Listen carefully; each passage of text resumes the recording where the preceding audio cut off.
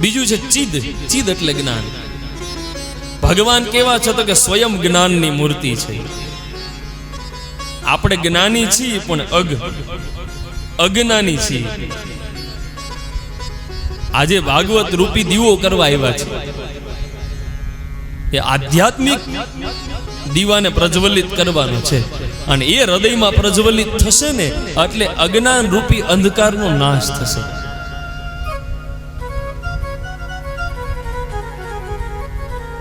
ભગવાન કેવા છે તો કે પ્રસન્ન છે. પ્રસન્ન ચિતે પરમાત્મા દર્શનમ.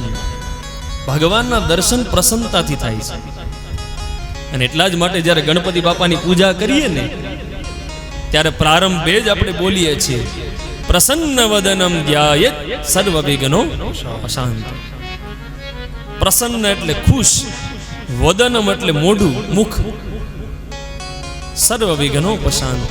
ભગવાનની પૂજા, ભગવાનની કથા પ્રસન્નતાથી કરવામાં આવે તો બધા જ વિઘ્નો દૂર થઈ જાય છે.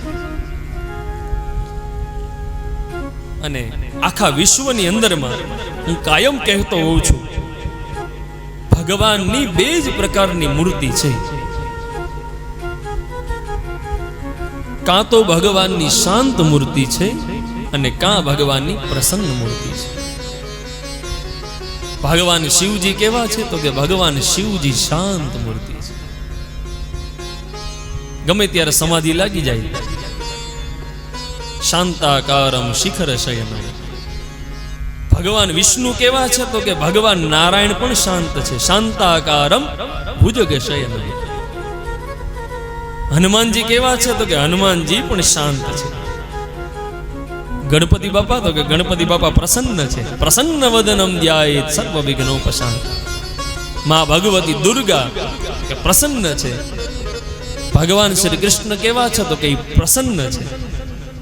તો આપણે એ બે પ્રકારે જ આ કથા સાંભળવાની છે. થોડું 7 દિવસ શાંત રહેવાનું છે, થોડું પ્રસન્ન રહેવાનું છે.